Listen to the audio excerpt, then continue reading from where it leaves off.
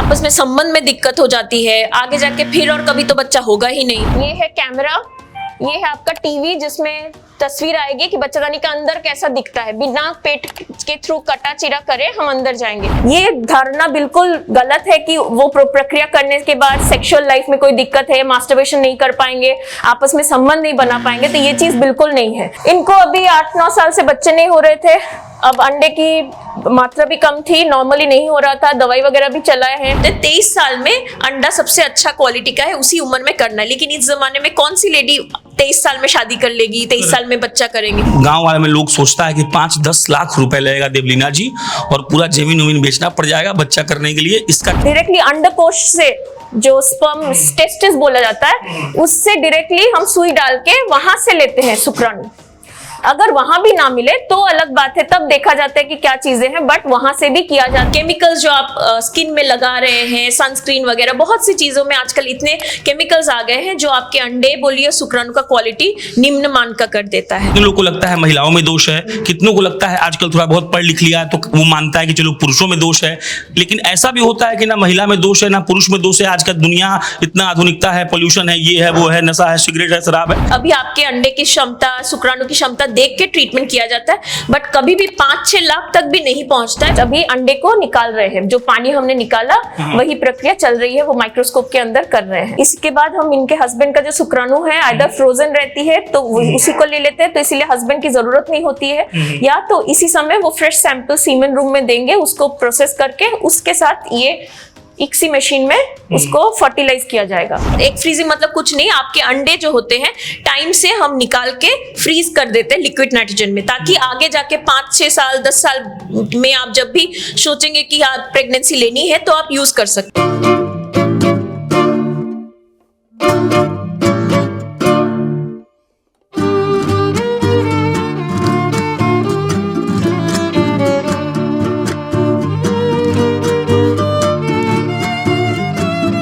आधुनिक भारत की सबसे बड़ी समस्या यही है कि आजकल लोग माता पिता बनना तो चाहते हैं लेकिन बन नहीं पाते हैं। लाख प्रयास के बावजूद जब वो लोग ऐसा नहीं कर पाते हैं तो उनके पास आज के आधुनिक युग में कई ऐसे ऑप्शंस हैं जिसके जरिए वो माता पिता बन सकते हैं।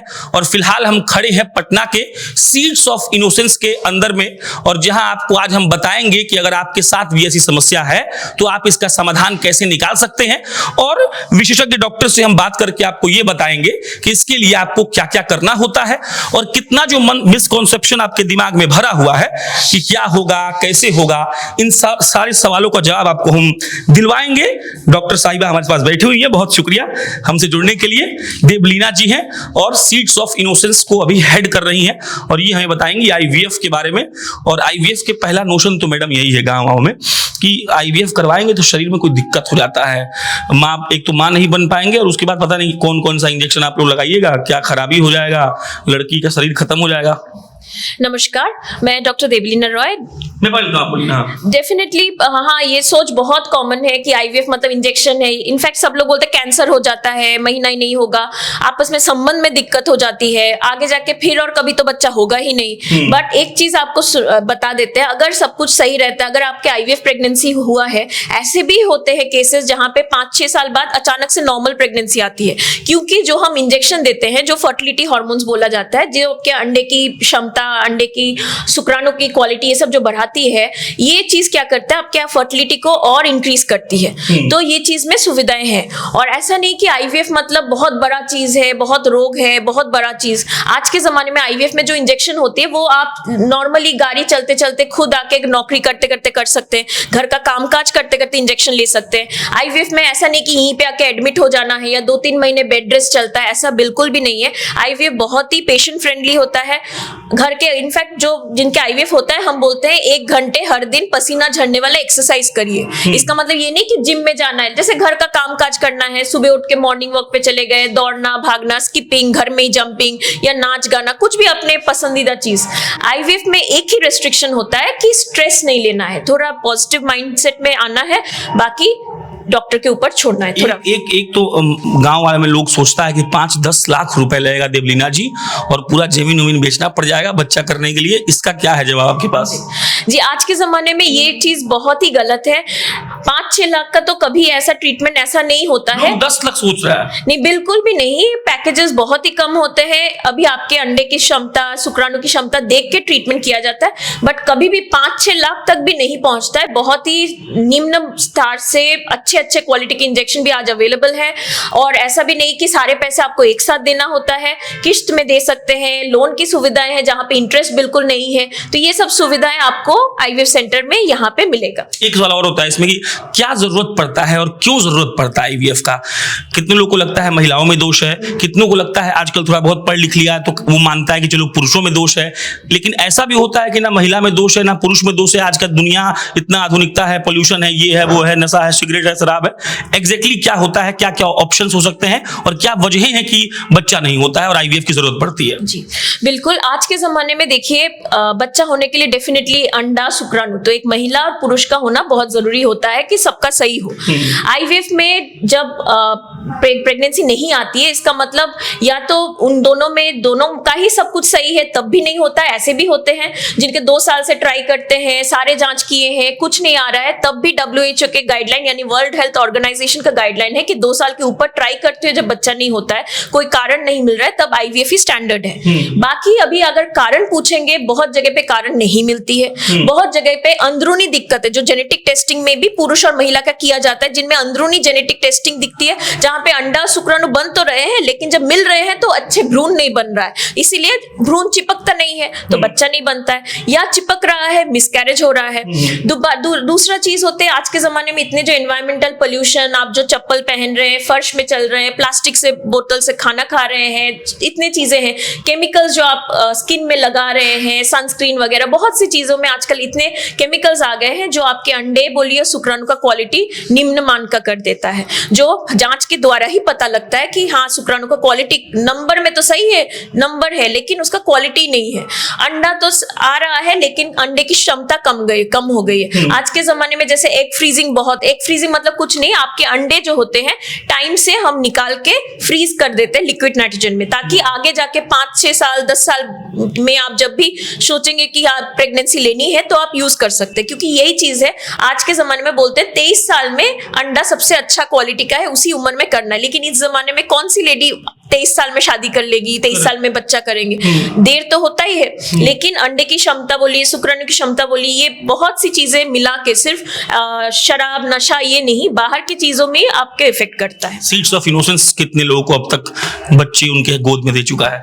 ये सीड्स ऑफ इनोसेंस लास्ट अभी 5 साल पूरे होने वाले हैं, तो इसमें इन्यूमरेबल है, आप बाहर देख भी सकते हैं। बच्चे जो 2-2.5 साल के हुए हैं, उनके माता पिता भी फिर से बच्चा लेने के लिए भी आए हैं, अभी उनका प्रोसीजर भी चल रहा है, तो ये अच्छी भावना है। हाँ डेफिनेटली, अगर आपके भ्रूण अच्छा बनती है, अगर आपके प्रोसीजर अच्छा होता है तो जिसमें डेफिनेटली सक्सेस रेट है। और दूसरा, हमारे यहाँ पे जेनेटिक टेस्टिंग का सुविधा है जो इन हाउस है। इंडिया में पहला इन हाउस जेनेटिक टेस्टिंग का हमारे ही सीड्स ऑफ इनोसेंस में है। तो अगर आपके हमें लगेगा कि भ्रूण जिनका एज उम्र महिलाओं के 35 के ऊपर है, शुक्राणु का क्वालिटी बहुत खराब है, बार बार मिसकैरेज हो रहा है, या बाहर आपने बहुत बार आईवीएफ किया है, फेलियर हो रहा है, तो डेफिनेटली जेनेटिक टेस्टिंग कीजिएगा। उससे क्या होता है, भ्रूण की जांच करके हम जो अनुवांशिक जांच होती है वो करते हैं, उससे भ्रूण की अंदरूनी कुछ दिक्कतें निकल आती है। तो अगर वो भ्रूण ही अच्छा हम डालेंगे तो हेल्दी बेबी होंगे, तो आगे जाके बच्चे में भी कोई अंदरूनी दिक्कतें नहीं होती है फॉलिकल, और हमें ये जो काला काला दिख रहा है यही है पानी, हम इसी को निकालेंगे और इसी के अंदर अंडा तैरता है। तो ये कितने सारे फॉलिकल हैं, हम कोशिश करेंगे कि सारा पानी निकाल लें, फिर उसके अंदर से हमारे एम्ब्रियोलॉजिस्ट अंडे को सेपरेट करेंगे। इनको अभी 8-9 साल से बच्चे नहीं हो रहे थे, अब अंडे की मात्रा भी कम थी, नॉर्मली नहीं हो रहा था, दवाई वगैरह भी चलाए हैं, नॉर्मल काउंट है बट क्वालिटी में ठीक नहीं था। तो हमने इंजेक्शन 10 दिन इंजेक्शन दिए हैं, एक ट्रिगर दिया जाता है रात को एक इंजेक्शन, फिर 12वें दिन हम इनको बुलाए। अब हम इनका डायरेक्टली अंडा फूटने से पहले, जो बोलते हैं ना अंडा फूटता है, वो चीज होने से पहले ही हम अंदर से इनका जितने अंडे मिल सकेंगे वो निकालेंगे। और ये सीड्स ऑफ इनोसेंस कब आई थी पहली बार? ये आई थी अभी 1 महीने पहले। तो अब कब तक आपका, अभी और 1.5 महीने में इनका ट्रीटमेंट कंप्लीट हो जाएगा, आशा करते हैं। मतलब 2.5 महीने में सब कुछ complete? सब कुछ कंप्लीट। हम अंदर डालते हैं, इसमें कोई कटा चिरा कुछ नहीं होता है, नीचे अंदर से जाएगा। ये सक्शन मशीन है, इस ट्यूब में पानी आएगा। ये पानी निकाल रहे हैं, चीजें छोटी हो रही है।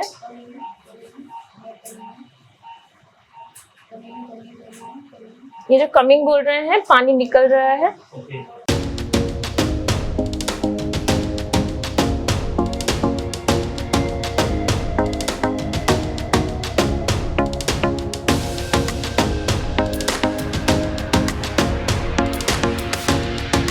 अभी देखिएगा सर इनको रेडी कर देंगे, होश में आ जाएगी। अभी थोड़ा ड्राउजी रहेंगी। 3 घंटे, यूजुअली 1 घंटे में पेशेंट पानी वानी पी सकती है, बट हम 3 घंटे के लिए यहाँ पे रखते हैं, 4 घंटे टोटल। 3 बजे तक वो घर चली जाएंगी एकदम। And she will be up and about. आज थोड़ा ड्राउजी होता है, थोड़ा नींद लगता है, क्योंकि वो बेहोशी के दवाई का असर होता है, बट खाना पीना सब कुछ खा सकती है, कोई बड़ी प्रोसीजर तो है नहीं। अंदर घर जाके कल से एकदम फ्रेश फील करेंगे। ये जो इतना माहौल बनाया जाता है कि बहुत लंबा और बहुत हेक्टिक प्रोसेस है। नहीं, वही है कि ये लोगों से बात पे चलती है, but IVF procedure day care मतलब होता है आप सुबह आए दोपहर तक चले गए, और इसमें एक ही बार बेहोश हुआ जाता है जब आपका ये अंडा लेने का प्रक्रिया। अदरवाइज आपको जो हम भ्रूण डालेंगे भी, उसमें भी बेहोशी नहीं चाहिए होता है। पेशेंट को बस थोड़ा पानी पी के पेशाब होल्ड करके रखना होता है। हम जैसे नॉर्मल वेजाइनल स्कैन करते हैं, मतलब नीचे से जो स्कैन होती है, बस उतना ही दिक्कत होती है। और अभी भी देख ही रहे हैं, पेशेंट जब बेहोश रहता है वो थोड़ी देर में 5-10 मिनट में ही होश में आ जाती है। नॉर्मली खाना पीना सब कुछ अलाउड है, बस कल से एकदम फ्रेश जैसे वो सब काम करती है। इनफैक्ट जो लोग ऑफिस गोअर्स हैं मेट्रो सिटी में, जैसे वहां पे सब लोग तो खुद ही अगले दिन से ही जॉब में ज्वाइन कर देते हैं, बस उस दिन के लिए हम लीव लेने बोलते हैं। शुक्राणु लेने का प्रक्रिया जो हम सुनते हैं ना, जीरो स्पर्म, एजोस्पर्मिया, सबको लगता है एजोस्पर्मिया मतलब हमें डोनर ही लेना है, तो डोनर नहीं। ऐसे में कभी 2 चीज है, एक तो आपका अंदरूनी जांचें होती है कि क्या कारण है कि एजोस्पर्मिया हुआ। अगर उसमें हमें कुछ चीजें लगती है कि नहीं, तो हम डायरेक्टली अंडकोश से जो स्पर्म टेस्टिस बोला जाता है, उससे डायरेक्टली हम सुई डाल के वहां से लेते हैं शुक्राणु। अगर वहां भी ना मिले तो अलग बात है, तब देखा जाता है कि क्या चीजें हैं, बट वहां से भी किया जाता है और ये प्रक्रिया यहाँ पे होती है। उसके लिए यूरोसर्जन्स भी आते हैं जो इस चीज के स्पेशलिस्ट हैं वो। और ये धारणा बिल्कुल गलत है कि वो प्रक्रिया करने के बाद सेक्सुअल लाइफ में कोई दिक्कत है, मास्टरबेशन नहीं कर पाएंगे, आपस में संबंध नहीं बना पाएंगे, तो ये चीज बिल्कुल नहीं है। टेसा प्रोसीजर जो होता है, कभी कभी छोटा सा चीरा भी लगा सकता है कि नॉर्मली नहीं हुआ, चीरा लगा के हुआ, तो उसमें भी कोई दिक्कत नहीं होती है। उनमें तो प्रोटेक्शन जो हम कोकोनट बैंडेज बोलते हैं, टाइट पहनना पड़ता है, अदरवाइज एकदम नॉर्मल। ये हमारे एम्ब्रियोलॉजी स्टेशन है जहां पर हमारे सीनियर एम्ब्रियोलॉजिस्ट अभी अंडे को निकाल रहे हैं। जो पानी हमने निकाला वही प्रक्रिया चल रही है, वो माइक्रोस्कोप के अंदर कर रहे हैं। Okay okay okay. और इसके बाद क्या होगा? इसके बाद हम इनके हस्बैंड का जो शुक्राणु है आइदर फ्रोजन रहती है तो उसी को ले लेते हैं, तो इसीलिए हस्बैंड की जरूरत नहीं होती है, या तो इसी समय वो फ्रेश सैंपल सीमेन रूम में देंगे, उसको प्रोसेस करके उसके साथ ये इक्सी मशीन में उसको फर्टिलाइज किया जाएगा। अच्छा, दोनों को मिलकर। सुने हैं कि बहुत रेयर है। हाँ, इक्सी मशीन है सारे, क्योंकि एम्ब्रियोलॉजिस्ट ट्रेंड सीनियर एम्ब्रियोलॉजिस्ट छोड़ के नहीं ऑपरेट कर सकते हैं। इसके ये महत्व है कि एक भी अंडा मिल जाए, एक भी शुक्राणु हो जाए, तो भी आपके खुद के भ्रूण बन सकते हैं। तो ये इक्सी मेथड, एक अंडा एक शुक्राणु भी किसी का मिल जाए तो भी इसमें पॉसिबल है। ये अंडा ऐसे दिखता है। Grace you explain.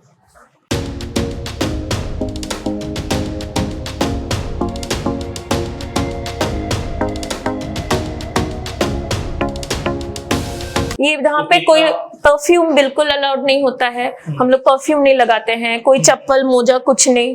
तो ये सब यहाँ पे पानी, एयर प्यूरिफायर बहुत इंपॉर्टेंट है, पॉजिटिव प्रेशर वेंटिलेशन ये सब चाहिए होता है। ये साइंटिफिक एक रूम ये बहुत इंपॉर्टेंट है। ये इंक्यूबेटर्स आर लाइक द, ये हार्ट ऑफ आईवीएफ है।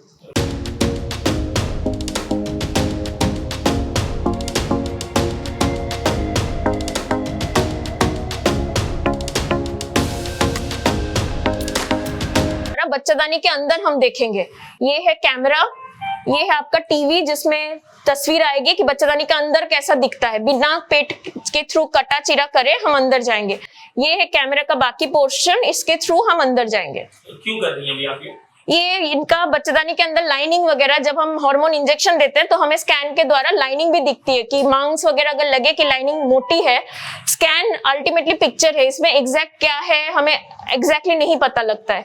लेकिन अगर हमें कुछ डाउट होता है तो एक ही साथ हम जब दूरबीन से बच्चेदानी के अंदर भी देख लेते हैं, उससे यह होता है कि कोई भी मांस का टुकड़ा वगैरह एक ही बारी में निकाल लेते हैं। जांच में जाना है तो जांच भी चली जाती है, और आगे जाके जो भ्रूण जब डालना होगा तो हम श्योर रहेंगे कि बच्चेदानी का अंदर भी सही है, क्योंकि जब हम भ्रूण डालते हैं वो बहुत छोटी सी माइक्रोन की चीज है, माइक्रोस्कोपिक है, हमें तो पता नहीं कि अंदर चिपकेगा कि नहीं। तो हमें लाइनिंग सही बनने से ये क्लियर होता है कि जब हम इनका लाइनिंग बनाएंगे सही रहेगा। गंदगी ये सब हम क्लियर कर लेंगे। कुछ परेशानी लग रहा है आपको? हाँ, ये है ना, ये सफेद सफेद जो क्या है ये है पूरी लाइनिंग, ये जो सफेद सफेद ये है, ये पानी से हम पूरा चीज साफ कर दिए। अच्छा। ये बच्चेदानी के पूरा अंदर है, अंदर जहाँ पे भ्रूण डली जाती है यहाँ पे। अब हम आपको ट्यूब की ओपनिंग दिख रही है, छोटी सी ट्यूब आंख मार रही है जैसे, ये है ट्यूब जो हम बोलते हैं ना ट्यूब ब्लॉक है, ट्यूब का खुलना ये जगह है, ये दिख रही है। ये जो है मांस के टुकड़ा वगैरह ये सब हम क्लियर करेंगे। ये थोड़ा इन्फेक्टेड भी है। ये है दूसरा ट्यूब, ये दिख रही है, ये देखिए पानी जाती है खुला बंद करती है। ये है कैविटी, इसकी कैविटी सही है, लेकिन ये जो है चीजें हैं ये हम अभी साफ कर देंगे।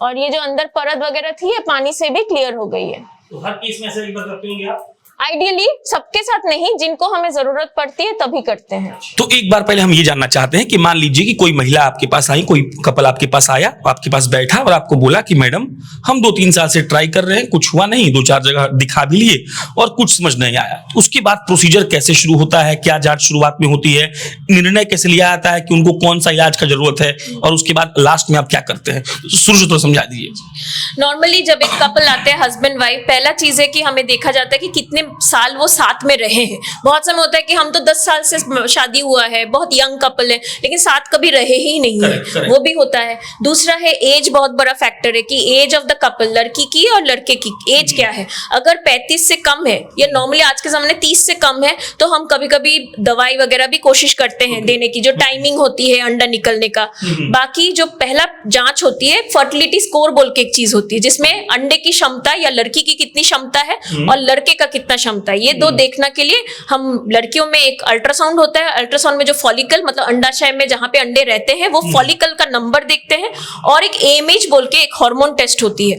ये दोनों देखने से हम बता पाएंगे कि हाँ आपकी अंडे की क्षमता है या नहीं है, और या अंडा निकल पाएगा कि नहीं, या नॉर्मली उनको अंडे निकल रहे हैं कि नहीं। दूसरा है लड़कों में जो होता है, लड़कों के शुक्राणु का एक सिंपल सा जांच कि शुक्राणु का उसमें क्या है, नंबर कैसा है, क्वालिटी कैसा है, मूवमेंट कैसी, मोटिलिटी, ये सब देखा जाता है।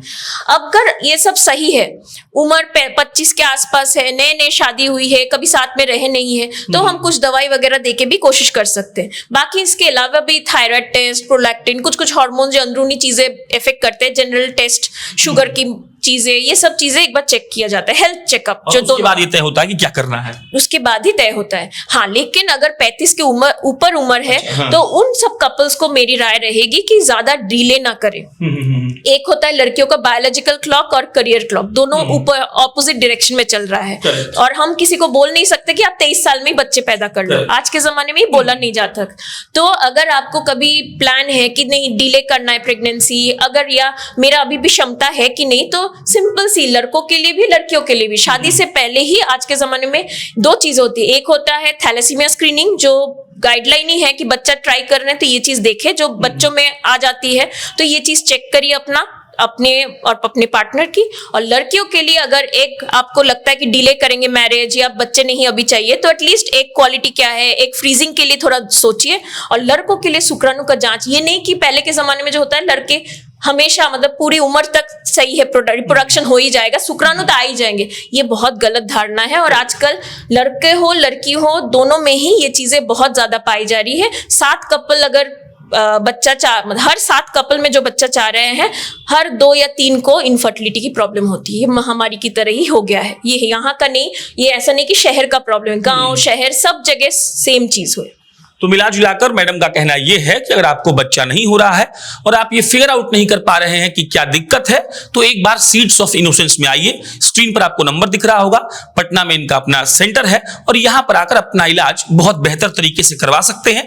और अगर आपने ये भी सुन रखा है कि 5 लाख 10 लाख रुपया लगता है, तो मैडम ने पहले क्लियर कर दिया है कि ऐसा कोई बात नहीं है। बाकी नंबर छोड़कर जा रहे हैं ताकि आपको इच्छा हो तो आप इनसे संपर्क साध सके। धन्यवाद।